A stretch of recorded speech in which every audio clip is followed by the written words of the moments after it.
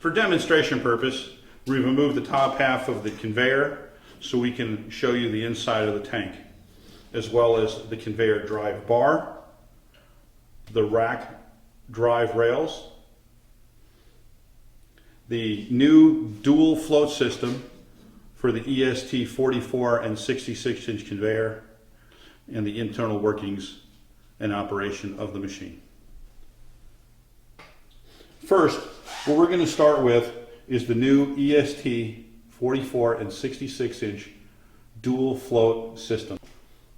The new dual float switch is contained inside an easy access control box, which is held in by one bolt and nut. Both the wash tank and the power rinse tank contain their own switches.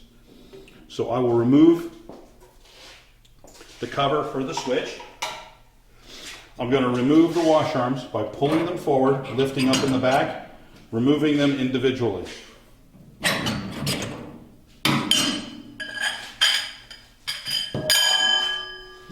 Removing both of the strap trays, allowing for better viewing of both the float switch and the tank itself. Here you'll see the new dual float switch for CMA.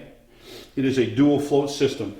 The bottom float will ensure that the wash tank heater has been covered with water before it's allowed to activate and come on. The water level is then controlled by the top float switch, and when the float is completely raised, the wash tank is completely full of water. If the water level should drop in this particular tank, the float switch will turn on the main water valve, refilling it with water. Located in the same tank is the heating element, as well as the thermostat, which you can see inside the tank.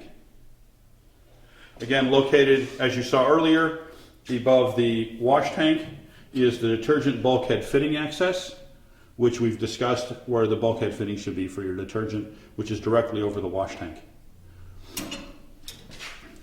On this side of the wash tank is the overflow, which is used to carry any debris out of the machine while it's in operation, keeping the dishwater as clean as possible and free of debris. Located next to the overflow, you'll also find an access to install a quick drain return line if you have a quick drain in your dish table. In the event your table does not have a quick drain in it, you'll just leave this plug in place, making sure it doesn't leak during operation. If it is required, you'll find the quick drain plumbing supplies located with your installation information. Please put it in. Now we're going to first reinstall the wash arms. When you put the wash arms in, please note there is a front and a back to the wash arm. On the back end, you will find a larger guide than in the front. What you're going to do is simply put it in the front, pull it forward, and allow it to snap into place.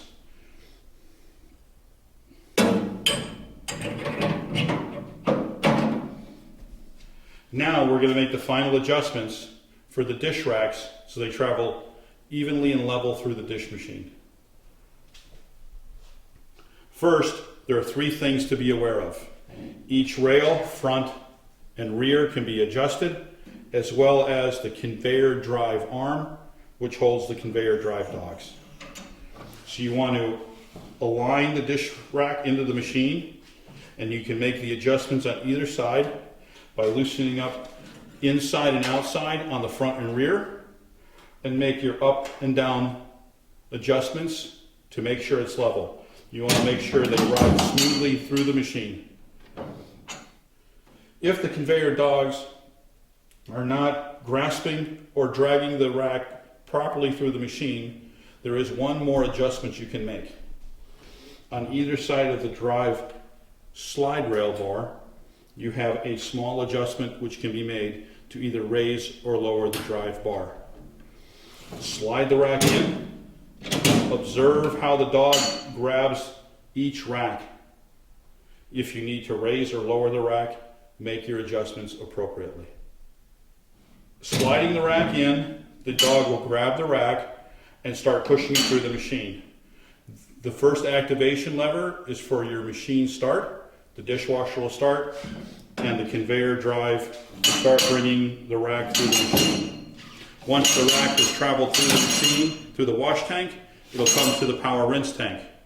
As the final rinse switch is activated, triggering the final rinse curtain of the machine, observe the rack exiting the dishwasher. Make the final adjustments on this end of the tray track as necessary as you did at the beginning of the machine, so the rack leaves the dishwasher level and even with the dish table. The power rinse tank also contains a float switch, which controls the level of the water in this tank. We'll remove the basket and the arm for better viewing. The arm is removed just like the wash tank arms. It does have the same pins at the front and the rear, so you know that you have it installed in the proper direction. And the float switch is now revealed, as well as the heating element. This tank is slightly deeper than the wash tank because the water flows in this direction. When the float in this tank is activated, again, the lower float, when it rises, it will make sure that the heating element can come on when there's water in the tank, and the level of the tank is controlled by the float.